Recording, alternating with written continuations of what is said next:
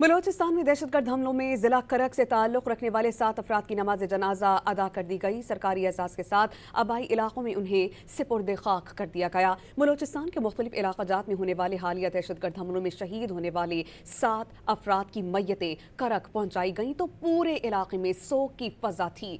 शहदा में एक ही घर के 5 अफराद शामिल थे। खतीब मौलाना अमशद अली, उनकी अहलिया, 2 बेटे और 1 बेटी की नमाज जनाजा शादी खैल में अदा कर दी गई। दीगर शहदा में NFC बोलान के 2 जवान दानिश नवाज, वाजिद गनी शामिल हैं, जिनको उनके आबाई इलाकों में सिपुर्द खाक कर दिया गया।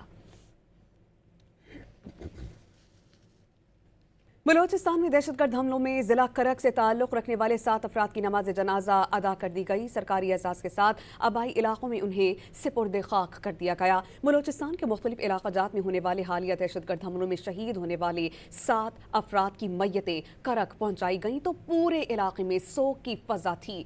शहदा में एक ही घर के 5 अफराद शामिल थे। खतीब मौलाना अमशद अली, उनकी अहलिया, 2 बेटे और 1 बेटी की नमाज जनाजा शादी खैल में अदा कर दी गई। दीगर शहदा में NFC बोलान के 2 जवान दानिश नवाज, वाजिद गनी शामिल हैं, जिनको उनके आबाई इलाकों में सिपुर्द खाक कर दिया गया।